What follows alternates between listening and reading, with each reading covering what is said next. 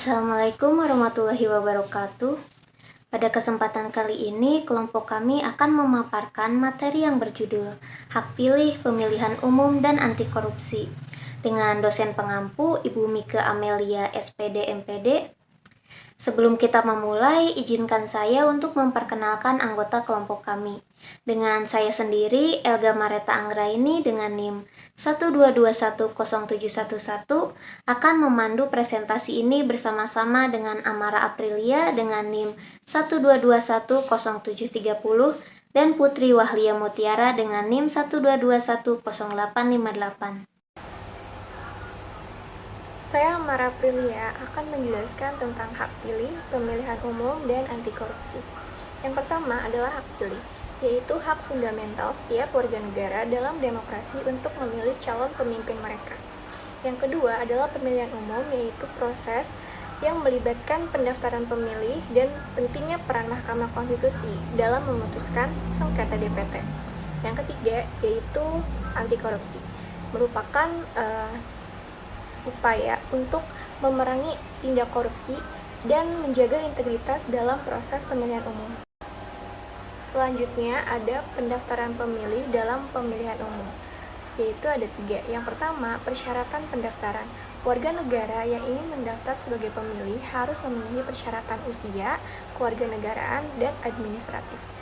Yang kedua, proses pendaftaran dilakukan melalui lembaga yang ditunjuk seperti KPU dengan mengisi formulir pendaftaran dan melampirkan dokumen pendukung. Yang ketiga adalah pentingnya pendaftaran, yaitu untuk memastikan partisipasi yang adil dan proporsional serta mencegah kecurangan dalam proses pemilihan umum. Saya, Elga Mareta Anggraini, akan menjelaskan peranan Mahkamah Konstitusi dalam memutuskan sengketa DPT. Dalam penyelesaian sengketa DPT, Mahkamah Konstitusi menjalankan peran yang sangat penting.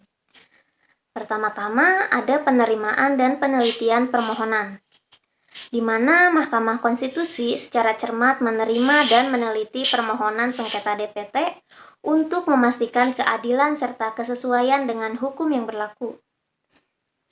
Proses ini melibatkan pemeriksaan rinci terhadap argumen dan fakta yang diajukan oleh pihak-pihak yang bersengketa. Kemudian, pengumpulan bukti dan pendapat para pihak. Mahkamah Konstitusi meminta dan mempertimbangkan bukti serta pendapat para pihak yang terlibat dalam sengketa DPT. Proses pengumpulan bukti ini memastikan bahwa seluruh informasi yang relevan dipertimbangkan dengan seksama sebelum pengambilan keputusan. Setelah itu, penyusunan putusan berdasarkan bukti dan pendapat yang ada. Mahkamah Konstitusi menyusun putusan yang final dan mengikat dalam memutus sengketa DPT. Putusan ini memiliki kekuatan hukum dan mengikat, menjadikannya penentu akhir dalam sengketa DPT tersebut.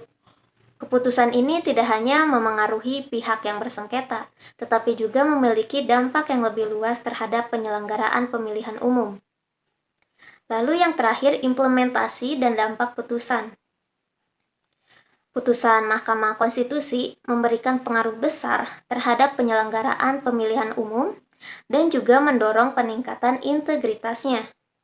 Keputusan tersebut menciptakan landasan hukum yang kokoh dan memberikan panduan bagi penyelenggaraan proses demokratis.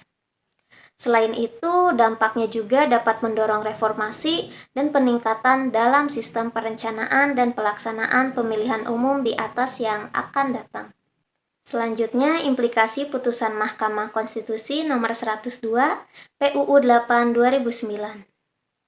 Dalam putusan Mahkamah Konstitusi nomor 102 PUU 8 2009, terdapat beberapa implikasi yang mencerminkan perubahan signifikan terkait pelaksanaan pemilihan umum di Indonesia. Pertama, peningkatan kualitas DPT. Putusan ini mendorong peningkatan kualitas daftar pemilih tetap atau DPT untuk memastikan data pemilih yang akurat dan juga valid. Lalu yang kedua, transparansi dalam pemutakhiran DPT.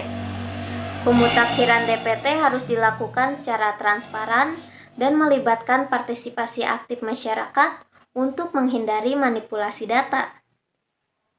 Lalu yang ketiga ada pemantauan lebih ketat terhadap sengketa DPT. Dengan putusan ini, pengawasan terhadap sengketa DPT menjadi lebih ketat untuk menjaga keadilan dan integritas dalam pemilihan umum. Saya Putri Wahya Mutiara akan menjelaskan tentang anti korupsi dalam pemilihan umum. Yang pertama, pencegahan korupsi. Pemilihan umum harus melibatkan lembaga pemberantasan korupsi dan melaksanakan mekanisme pencegahan korupsi yang efektif. Yang kedua, transparansi, akuntabilitas, dan integritas. Transparansi dalam pemilihan umum mendorong akuntabilitas dan integritas yang tinggi dalam penyelenggaraan proses pemilihannya. Kemudian, yang ketiga, pendidikan pemilih dan anti korupsi. Pendidikan pemilih yang terintegrasi dengan pemahaman anti korupsi penting untuk menciptakan pemilih yang cerdas dan bertanggung jawab. Sekian dari kelompok kami, kurang lebihnya mohon maaf. Wassalamualaikum warahmatullahi wabarakatuh.